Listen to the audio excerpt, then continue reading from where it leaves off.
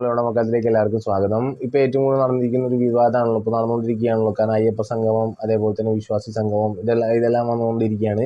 അപ്പൊ അതിനെക്കുറിച്ചുള്ള ചർച്ചകളാണ് നടന്നുകൊണ്ടിരിക്കുന്നത്. 3 ചോദ്യങ്ങളാണ് എനിക്ക് ഇതിനെക്കുറിച്ചുള്ളത്. എന്റെ വ്യക്തിപരമായ അഭിപ്രായമാണ് ഞാൻ പറയാൻ പോകുന്നത്. ഒന്ന് എന്ന് പറയുന്നത്, ഈ ഒരു സംഭവം കൊണ്ട് സർക്കാർ ഉദ്ദേശിക്കുന്നത് എന്താണ്?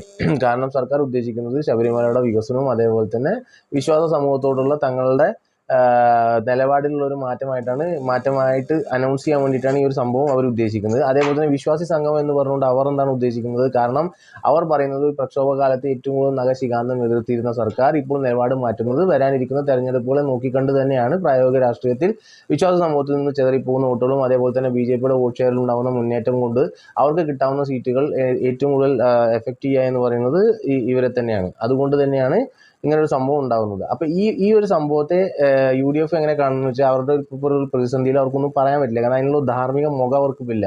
അവരെന്ത് പറഞ്ഞാലും അവർക്ക് ആ ഒരു പറയാനുള്ള ഒരു ഇത് വേണ്ട, ധാർമ്മികത വേണമല്ലോ. അപ്പോൾ അവർ പ്രതിസന്ധിയിലാണ്. വിശ്വാസ സമൂഹത്തോടൊപ്പം നിൽക്കുന്നത് ഹിന്ദു സംഘടനകളാണ്. അതിന് പ്രത്യേകിച്ച് ഒരു രാഷ്ട്രീയ ലേവലൊന്നുമില്ല. വിശ്വാസ സമൂഹത്തിനോടൊപ്പം അന്ന് നിന്നവരും ഇന്ന് നിന്നവരും ഒന്ന് തന്നെയാണ്. അതിൽ ആര് ലാഭം ഉണ്ടാക്കി എന്നുള്ളത് ആ ഇലക്ഷനിൽ എല്ലാവരും കണ്ടതാണ്. പക്ഷേ വിശ്വാസ നിഷ്പക്ഷ സമൂഹം എന്ന് പറയുന്നവരോട് എനിക്കൊന്നേ പറയാനുള്ളൂ. മൂന്നാമത്തെ കാര്യം ഇതന്നെയാണ്. കാരണം ഇവർക്ക് ഹിന്ദു വിരുദ്ധത, അടിസ്ഥാനപരമായിട്ട് ഹിന്ദു വിശ്വാസങ്ങളോടും വിഗ്രഹാരാധനയോടും അതേപോലെ തന്നെ ആചാരങ്ങളോടുമുള്ള പുച്ഛം, അപഹാസം, പരിഹാസം, അവഹേളനം, അതേപോലെ തന്നെ അടച്ചാക്ഷേപിക്കൽ, ഇതെല്ലാം പുലർത്തുന്നവരാണ്. ഇലക്ഷൻ ജയിച്ചു കഴിഞ്ഞാൽ പിന്നെ ഇവർ തന്നെ പറഞ്ഞുകൊണ്ടിരിക്കും. പക്ഷെ അതിനവർ മറുപയോഗിക്കുന്നത് സംഘപരിവാർ RSS, ഞങ്ങൾ എതിർക്കുന്നത് ഹിന്ദുക്കളെയല്ല, ഞങ്ങൾ എതിർക്കുന്നത് സംഘപരിവാർ RSS എന്ന് പറഞ്ഞുകൊണ്ടാണ് ഈ ഹിന്ദു വിരുദ്ധത മൊത്തമായിട്ട് കടത്തിവിടുക. ഈ കടത്തിവിടുന്ന ചാനൽ എന്ന് പറയുന്നത് അതാണ്. അവർക്ക് വേണ്ടതും അത് തന്നെയാണ്. കാരണം അടിസ്ഥാനപരമായിട്ട് ഭൂരിപക്ഷ സമൂഹം സംഘടിച്ച് വോട്ട് ബാങ്ക് ആയി കഴിഞ്ഞാൽ അതിൻ്റെ ഏറ്റവും കൂടുതൽ ലാഭം ലഭിക്കാൻ പോകുന്നത് BJPക്ക് തന്നെയാണ്. അത് കോൺഗ്രസിനോ LDFനോ ഒന്നുമല്ല. പക്ഷേ കേരളത്തിലെ ഹിന്ദുക്കൾ നമ്മൾ അങ്ങനെ പറഞ്ഞു വെച്ചിരിക്കുകയാണ്, ഭൂരിപക്ഷ സമൂഹത്തെ അങ്ങനെ പറഞ്ഞു പഠിപ്പിച്ചിരിക്കുകയാണ്. അതായത് നിങ്ങൾ പ്രബുദ്ധരാണ്, നിങ്ങൾ മതേതരാണ്, നിങ്ങൾ നിഷ്പക്ഷരാണ്, ഞങ്ങൾ നിങ്ങളുടെ വിശ്വാസത്തെ അവഹേളിക്കും, അപഹസിക്കും, അടച്ചാക്ഷേപിക്കും, അന്ധവിശ്വാസങ്ങളാണ് എന്ന് പറഞ്ഞ് തള്ളിക്കളയും.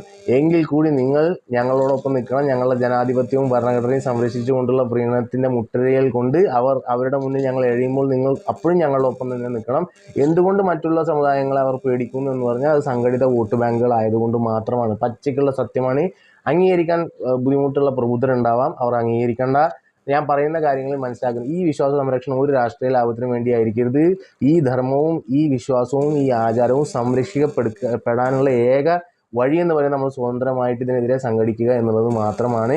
ഈ കപട രാഷ്ട്രീയക്കാരുടെ മുന്നിലേക്ക് നമ്മുടെ വിശ്വാസങ്ങളെയും ആചാരങ്ങളെയും എറിഞ്ഞു കൊടുക്കരുത്. അത് ഏത് രാഷ്ട്രീയ പാർട്ടിയുടെ ലാഭത്തിന് വേണ്ടി ആവരുത്. നമ്മളുടെ വിശ്വാസങ്ങൾ ആര് സംരക്ഷിക്കപ്പെടുന്നു, നമ്മളുടെ ആചാരങ്ങൾക്ക് ആര് ആദരവ് തരുന്നു, അവർക്ക് തന്നെയാണ് നമ്മുടെ പിന്തുണ കൊടുക്കേണ്ടത് എന്ന് മാത്രം പറഞ്ഞുകൊടുന്നു.